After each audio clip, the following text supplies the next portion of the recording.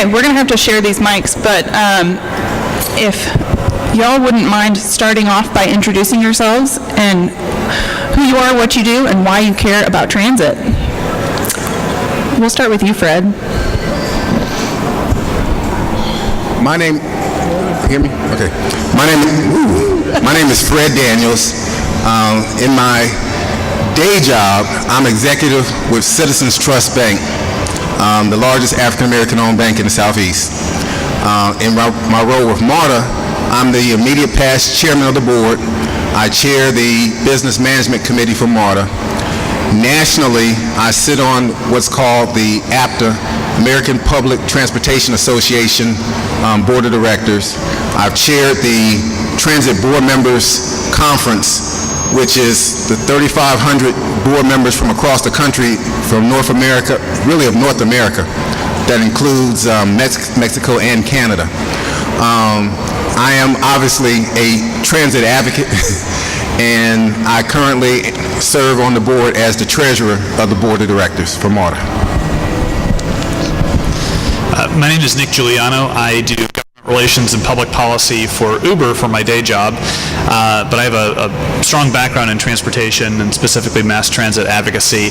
I was one of the co-founders of an advocacy group called Advance Atlanta, which came together out of a group that the Atlanta Regional Commission began back in 2015 that has consistently campaigned for transit expansion and growth in the metro Atlanta region. Happy to be here today.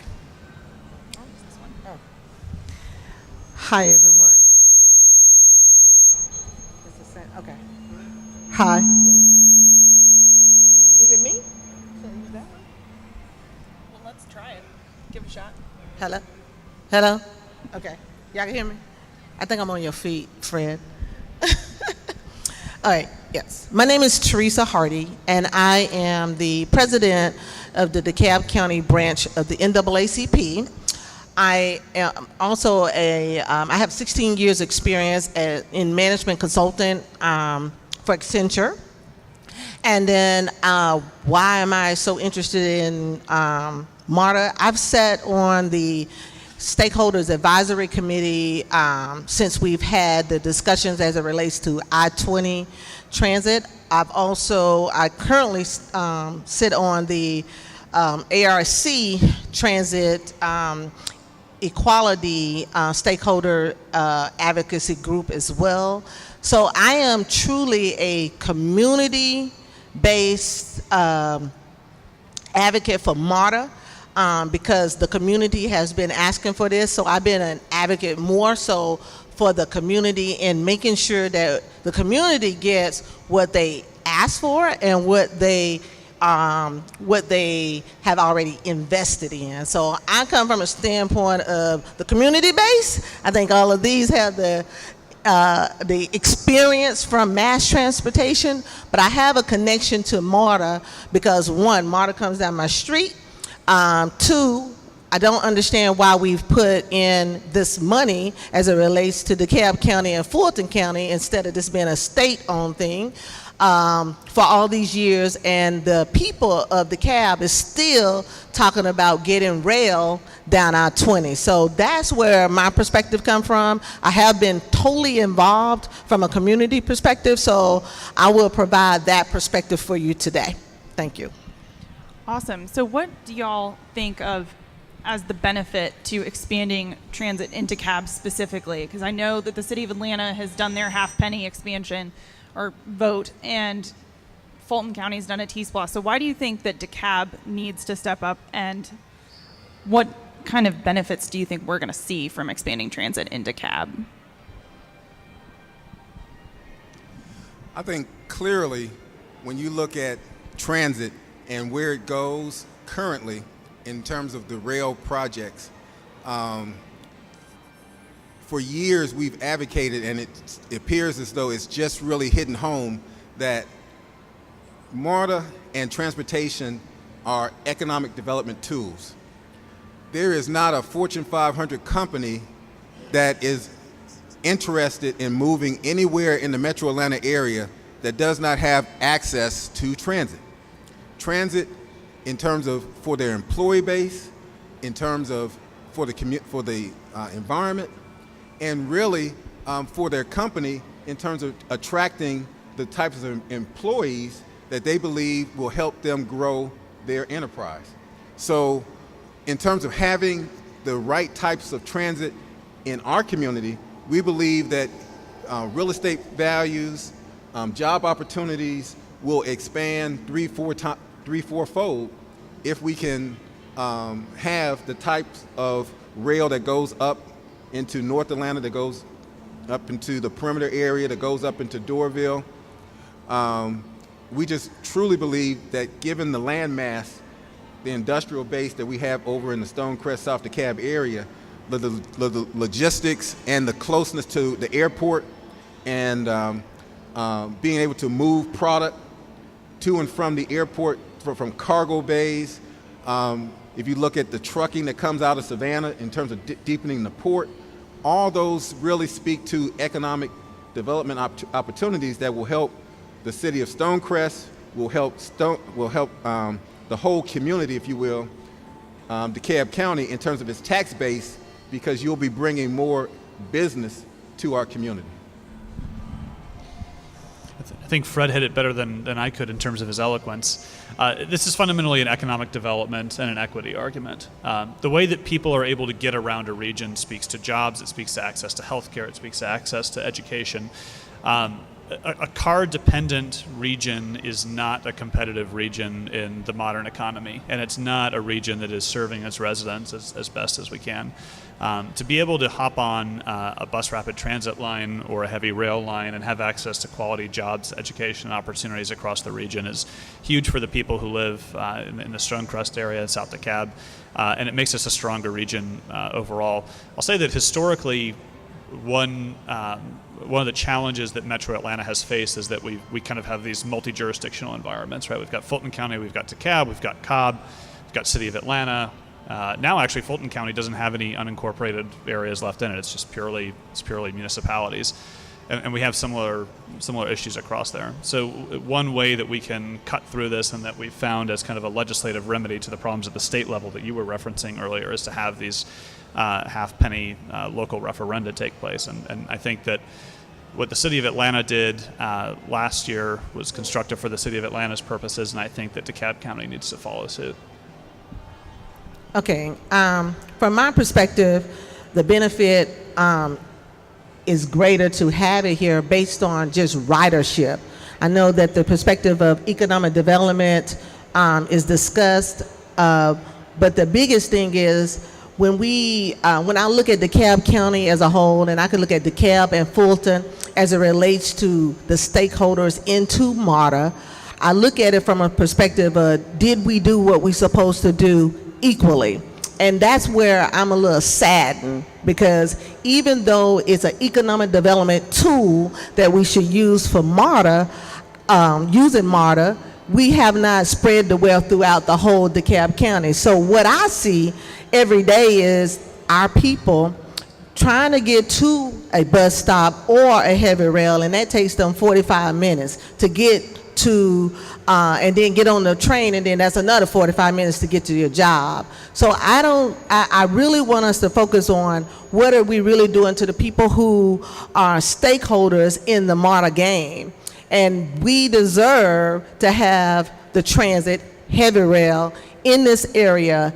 When we're talking about it I'm not talking about it from a cityhood, I'm talking about it from a stakeholder perspective, which is DeKalb County. And when we talk about the benefit of it, it should be beneficial to all stakeholders. And so when I see that there's no heavy rail, and then bus rapid transit doesn't go no further than Rainbow Drive, and you got that other half of the south end of DeKalb that doesn't have any MARTA or something, I think we've missed the boat.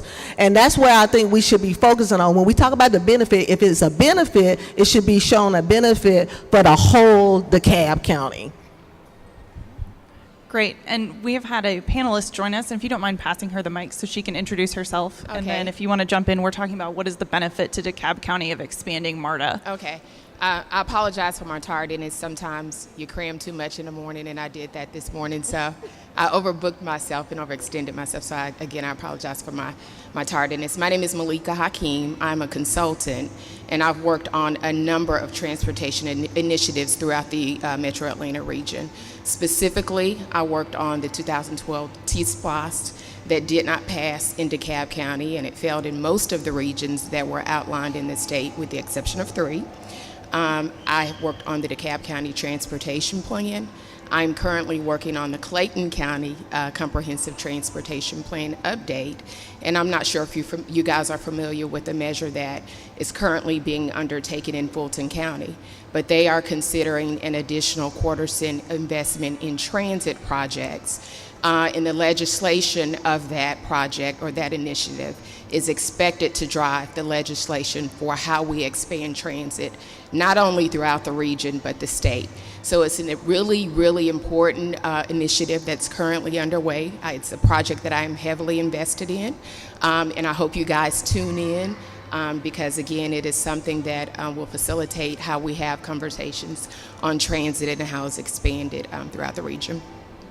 And I'm sorry, what was the question again? We were just talking about what you basically answered Okay, the question okay. already.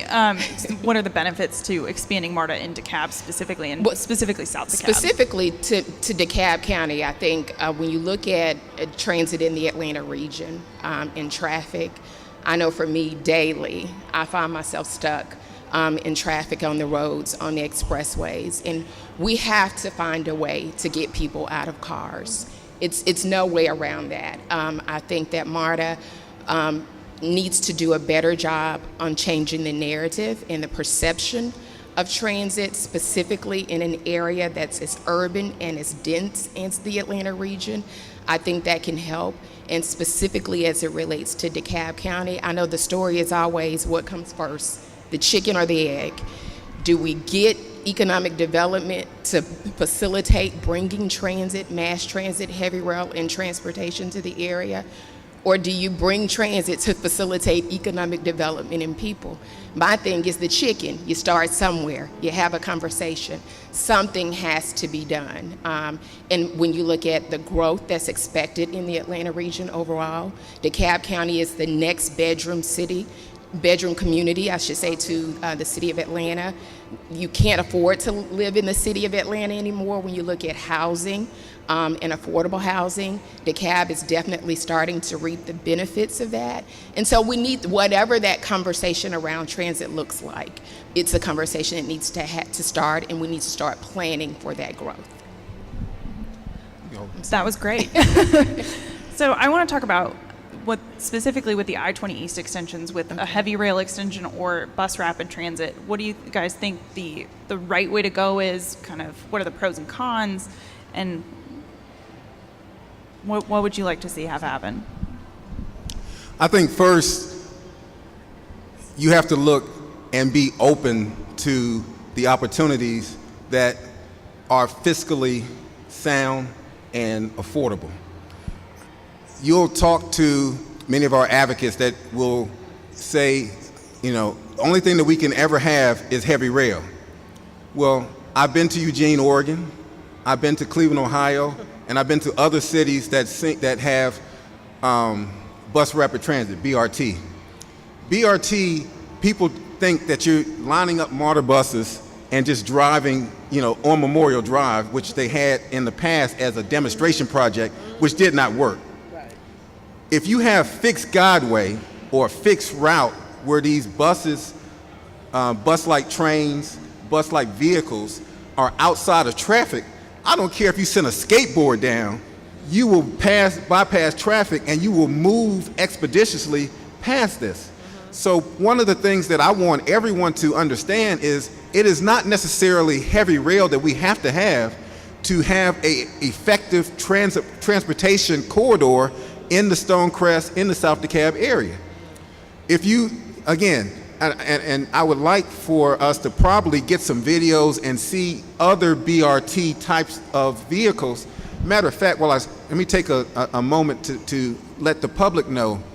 In 2 weeks, Atlanta will become transit central for the world. The American Public Transportation Association is having their annual convention beginning on my birthday, October 9th. Thank you. Through that Sunday through that Thursday at the World Congress Center. It's open to the public in terms of being able to come down and seeing the types of equipment, assets, buses, long-range coaches, long-range rail vehicles will all be in the World Congress Center.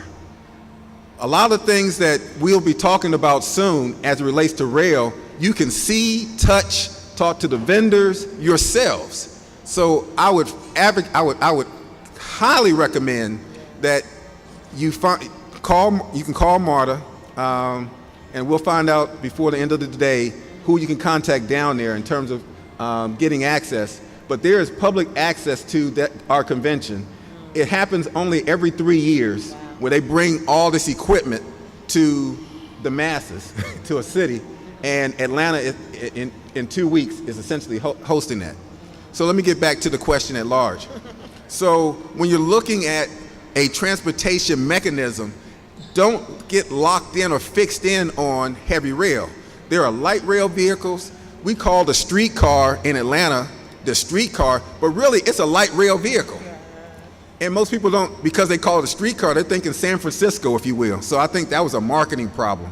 But, Yes. but the reality is that those types of vehicles, as long as they have fixed guideway, and that means alongside 20 or alongside 285, if you put heavy rail, if you put light rail, if you put BRT, they can move freely. And that's really what the answer is free moving public vehicles that can move people from Indian Creek out here to Stonecrest. So from that perspective, I think that there is a lot more in the way of education that we need to do with our public so that people don't necessarily automatically turn their nose up and say, well, it's not heavy rail. Because if you look at most cities, and part of the perspective that I bring is I've been to these cities, I've seen their transit systems from Charlotte to Denver to Houston to Dallas to LA, all the ones that have the newer systems that have recently been brought online. They're not building heavy rail, ladies and gentlemen. They're building light rail, and they're building BRT systems that work.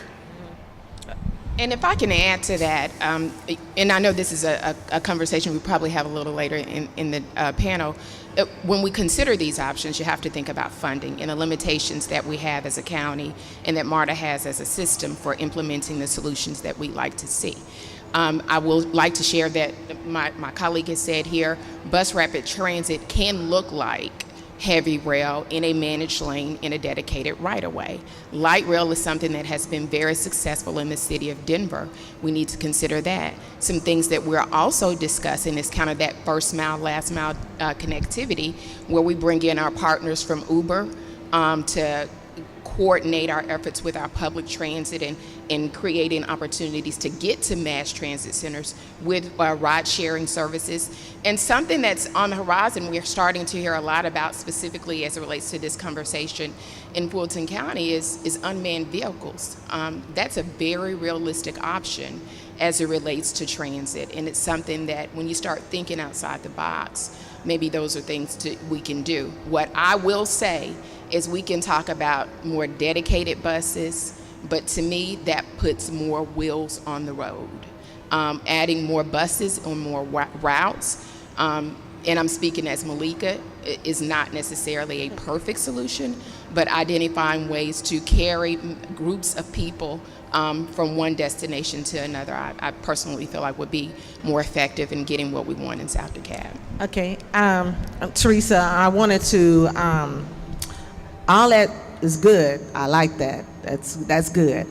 I think the question was which one is most important, pros and cons. I think you guys laid out the pros and cons. I think for effective transit system that we really need to be looking at is having all what you described. But here's the thing. Every time we hear about what it's going to be doing in the priority, whether it's based on funding or the businesses that's coming in and all that, I think we also need to make sure that we're putting in a point from the stakeholders. The stakeholders are not saying that they don't want bus rapid transit, but to Fred's point, he stated what was shown to us was something that we did not like. And so that's something that, you know, like Fred said, we might have to do a better job on when you presenting stuff to the community and you show it to the way that it was presented, then we're not gonna go for it.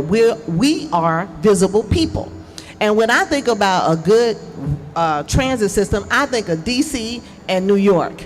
All those others, Dallas is getting there. Charlotte is just like us.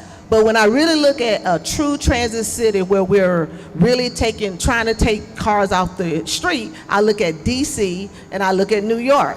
And I'm not the one with all the engineering and transportation. I just look from a commuter perspective. I've been to those cities, I've used it, and I'm a professional, and I don't have a problem doing that. In Atlanta, there's no way that I'm gonna drive 30 minutes to nowhere to get on a train or a bus to go downtown or Dunwoody. My perspective is we have to start looking at this transit thing equally throughout the metro. And when we look at it, instead of us putting a lot of our economic development in one space, maybe we spread the wealth. We just decided to put State Farm in Dunwoody. Why wouldn't State Farm come to South DeKalb, where a majority of the people where they were asking to get the job live? I mean, it's just stuff like that, what I'm seeing. And I guess I'm not using an NAACP hat on this, so I'm kind of taking a personal thing. This is just things that you see as a community activist, a community person who's paying taxes. This is what I see, and when we come up with all these good models, I feel like where I live is left out. And even if you do it on I-20 and you live on River Road, how you gonna get from River Road to I-20 to the rail? It's still gonna be a 30-minute, because on Wesley Chapel, that's 45 minutes on Wesley Chapel just to get away. Well, when we come up with this comprehensive plan, I think we need to look at it holistically, and if we're looking at bus, heavy rail, light rail, Uber, we need to do it in a transparency, comprehensive way so that it's effective. But we're not seeing that when you're giving us piecemealing and then telling us no because we don't have the funding. So that's my 2 cents. Chime in. No, I'm in agreement. For a long time, heavy rail has remained kind of the gold standard for mass transit, right? You get a lot of people in a heavy rail car, you move them over very long distances very rapidly.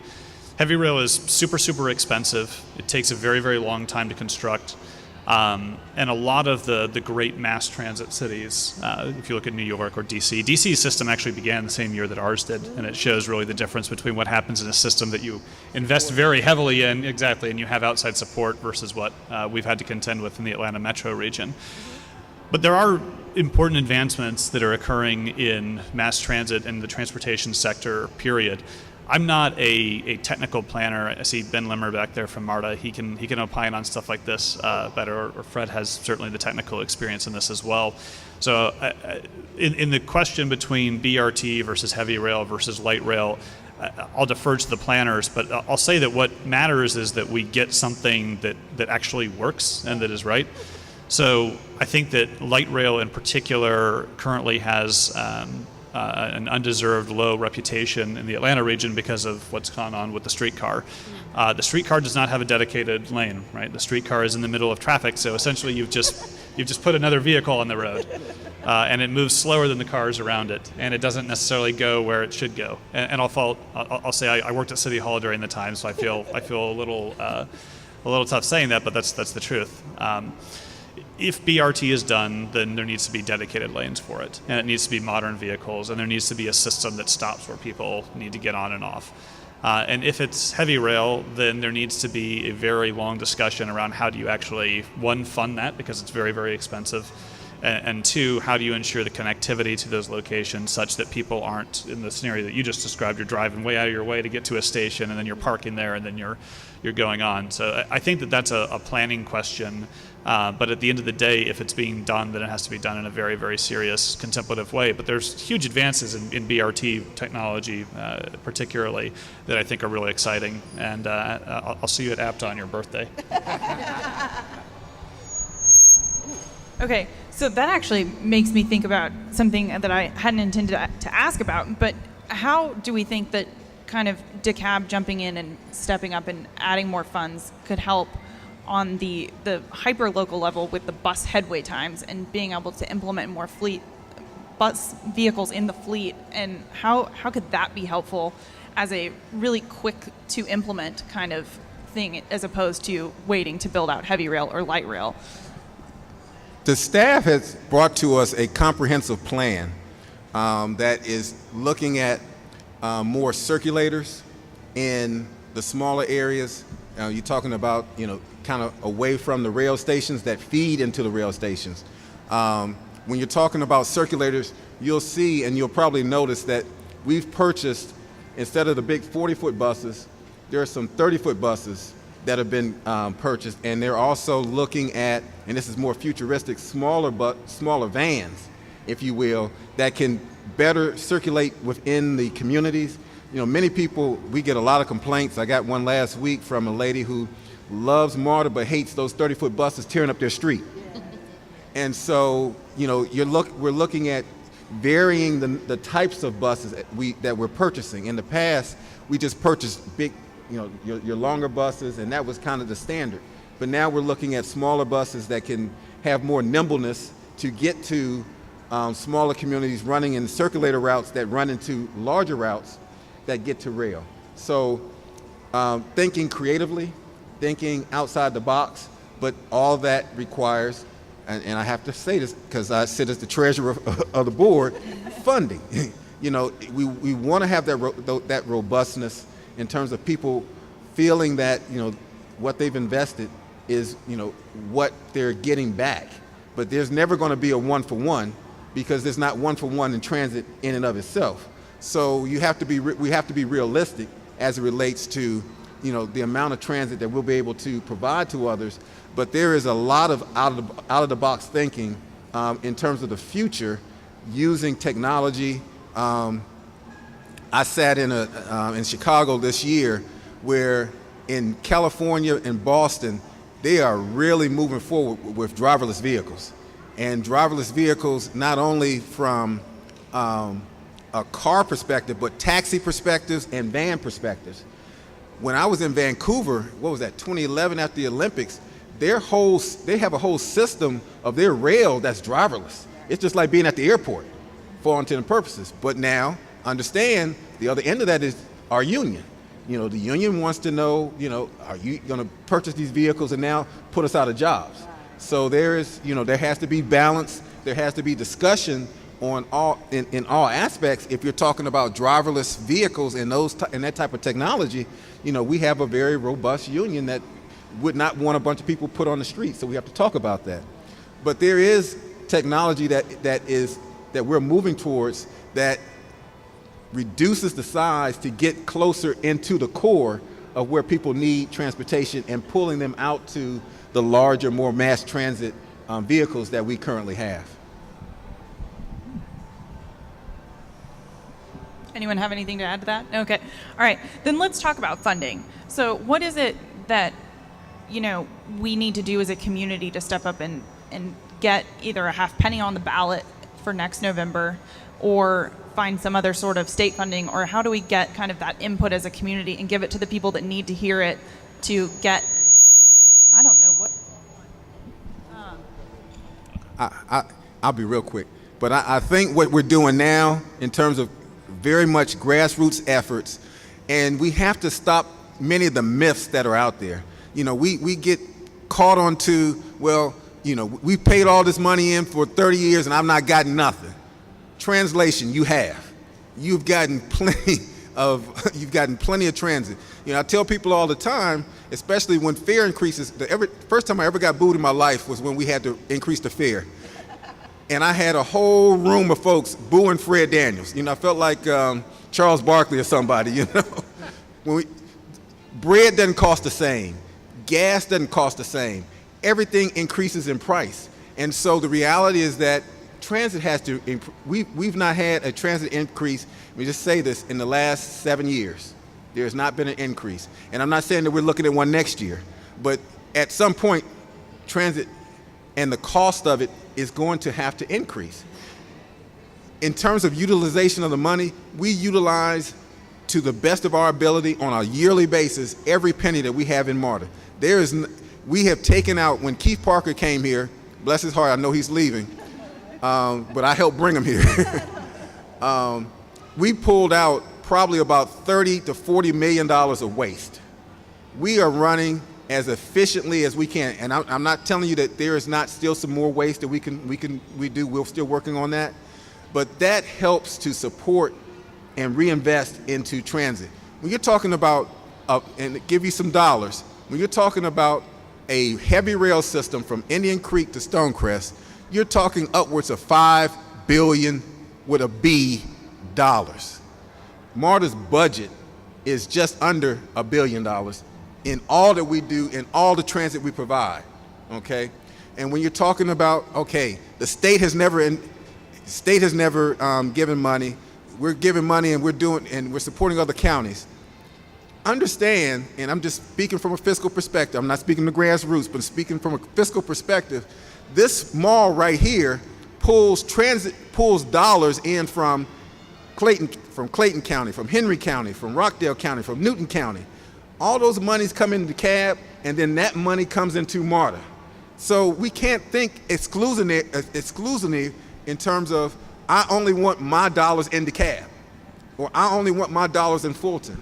Monies come from all over the region to help support transit.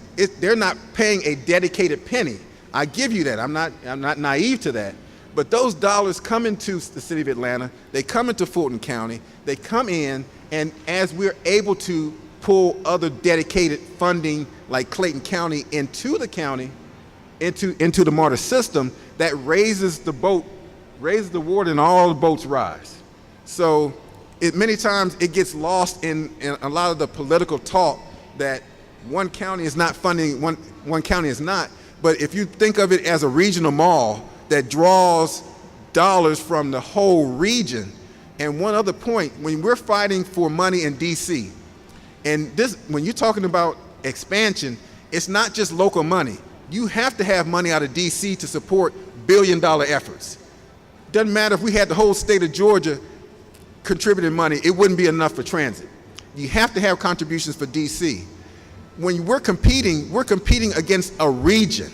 We're not competing the city of Atlanta against DeKalb County against the city of Denver or Mecklenburg County in Charlotte.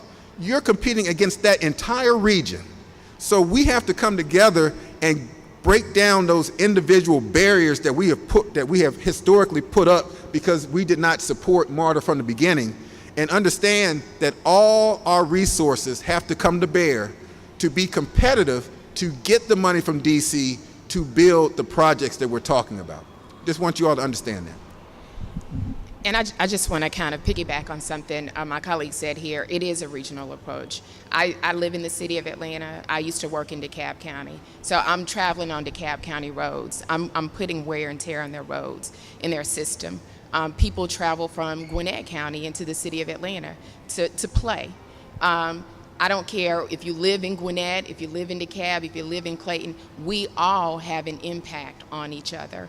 For me, I think the most important thing to getting funding or helping funding is educating, understanding the limitations that MARTA has as it relates to dollars for operating and capital projects, understanding that the state does not fund operations of MARTA, and understanding that having a siloed approach to getting whatever that looks like, that transit system looks like, is going to be essential. You cannot be siloed. It's going to be essential to having an effective transit system in the area.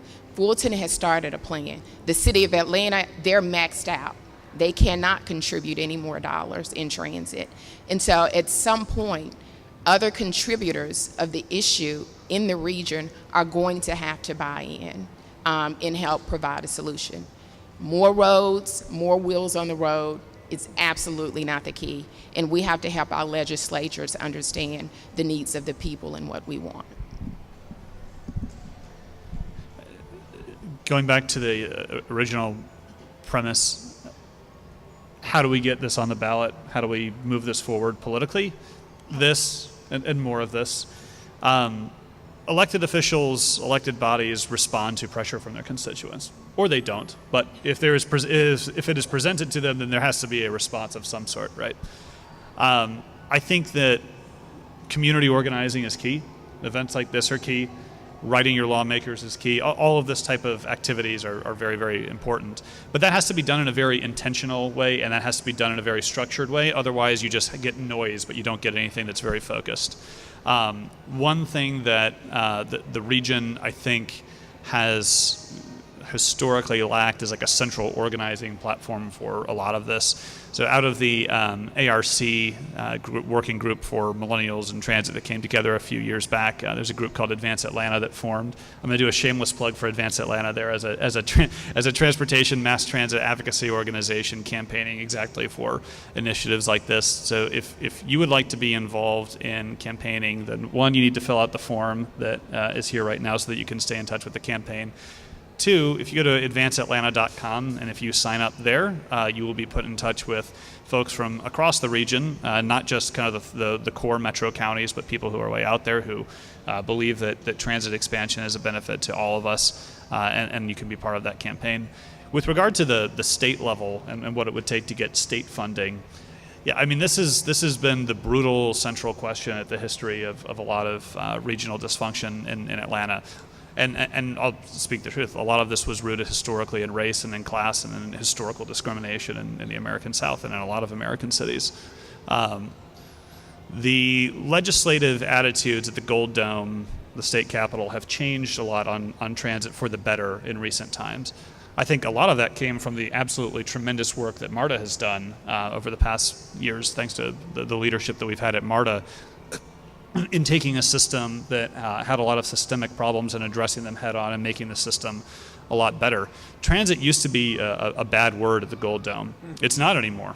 And that's an incredible change and a sea change that I think is very, very important to understand. When the biggest champion or the most influential champion of mass transit expansion at the Georgia Capitol is a white Republican guy in the Senate from Alpharetta, Senator Brandon Beach, that's just that speaks to really incredible opportunities and to how far some have come.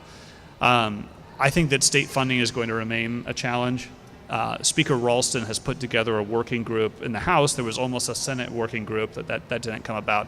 But there is a House study committee on regional transit that's been put together that I think will be very interesting, and I'm curious for the 2018 session what Speaker Ralston and House leadership does with that. But the bottom line is show up. You know, in politics, if you show up, yeah, you will be heard and there will be steps that will be taken. So I'd say follow this campaign and get involved, and if you put your money where your mouth is, we can do it. Thank you. Can y'all hear me? Okay. Yeah, because that's not work. It don't work for me, huh? It doesn't like me. Okay.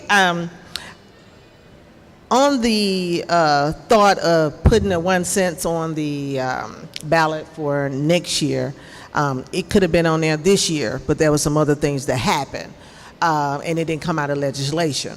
So we should call on our legislators. Let me ask the crowd, do you know who your legislators are? Do you know who represents you? Do you know who represents you from the MARTA board besides Fred? I mean, because everybody think Fred the only one on board. I used to think that, right? I think the thing is, and I'm all for grassroots, and we have been having MARTA discussions all year from the NAACP perspective. So when we have extra groups adding on to what we're doing, okay, we're proud, but we have to, as you said, come together. Because if everybody's going in a separate way on how to get to the legislators, it doesn't work as a group. So I'm all for grassroots. I want us to make sure we understand, one, who represents you, two, how the process really works. And then three, if it is all about a half a cent being added on, we need to understand what is going to happen, because I think, to Fred's point about the rhetoric about what we put into it 40 years, I think it's only because no one was educated on what their penny, the amount, the sales tax that was actually being used for. Folks don't understand operational versus capital improvement. It's two different things, right? So there's an education that we need to do at the grassroots level, where there's no dependency on just calling Commissioner Johnson for everything, right? So we got other people who represent us, and we need to understand the actual cycle for everything that goes on in the dome. It's not just this one thing, right? And then two, who is truly representing us as it relates to what do we want to see as it relates to transit. And don't be fooled by the word transit. It means a whole lot of different things. And I've been on a lot of stakeholder advisory meetings, and we've had to define that over and over again. That's why where we are today, right? We talk transit and everybody think it's MARTA. Transit is not MARTA. Transit is more than MARTA, right? You got to think about GDOT, and I know we talked about BRT and the Uber and all that, but that means we got to bring in GDOT. They got to have enough funding. But my concern when we're talking about adding a half a cent in the cab, it's always been an individual approach, but then we talk about covering a whole state of Georgia. So it's something got to be changed in our legislation or our legislators to make sure that there's a better understanding of how we truly going to fund transit as a whole, which includes MARTA, Uber, a plane ride. I mean, so how we going to get where we need to get? I mean, we know that a pastor had to use a plane to get from DeKalb to Gwinnett because he needed to get there quick. So if we all need to get and be like the Jetsons, let's do that. But we want to make sure that if I put my money in, or if I'm buying, wherever I'm buying, I need to make sure I understand what am I getting. If I add a half a cent sales tax, am I only getting operational support here? But if you're telling me I'm going to get rail, I want to see rail. It's just that difference, right? So we have to do a better job when we're explaining what these funding mechanisms is needed. I think Fred mentioned $5 billion for heavy rail. If it's $5 billion, if we do the math, are we gonna reach $5 billion with a half a cent sales tax? It doesn't seem like that math is gonna work. So we really need to be realistic in what is really needed to get what it is that we really want. And we want a operational, effective transit city for the whole state of Georgia. I think that's the far out goal. But for us in DeKalb, we want it throughout DeKalb County now. And what is the plan that we need to see, and the funding that is needed to actually get that to happen is what I think the grassroots community people, voters who vote, is going to need to see in order to make that happen. Thank you. Oh, sorry. If I can make one shameless plug for the Fulton County Transit Master Plan, we're doing exactly what you're saying should be done. And I have to really thank ARC and MARTA for driving this plan. What they have done is they've identified the amount of revenue that quarter cent is going to generate over, I think it's the next 10 years. With those dollars, they are coming up. They have a proposed, it's not set in stone, but what we are currently doing, we're taking out a preliminary list of projects to the community to say, based on the dollars and what you told us the needs are, what you would like to see in your corridors, in your areas, these are the projects that can be funded. And this is how much it's gonna cost to maybe do heavy rail down I-20 or BRT. We're giving you the options. We're saying this is how much it's gonna cost. We're letting the community tell us what projects they wanna see. Once that list is confirmed, we will then take that list and hopefully take it to the legislator and say, these are the projects the community told us they wanna fund. This is what we want to see, and these are the projects that will be implemented should we get this quarter cent. So it is a grassroots effort. It is a community effort. We're getting buy-in on the front end. We don't have people creating a list telling us what we can do, what we can't do, and I just really like the approach that they've taken in implementing this process. So come out to a meeting if you can. I have some information on it. Well, if nobody else has anything to add on that one, we're running out of time on this particular panel, and I'm out of questions, so I want to open it up to the audience. If any of you have any questions, I think this mic will work if you want to come on up and ask a question.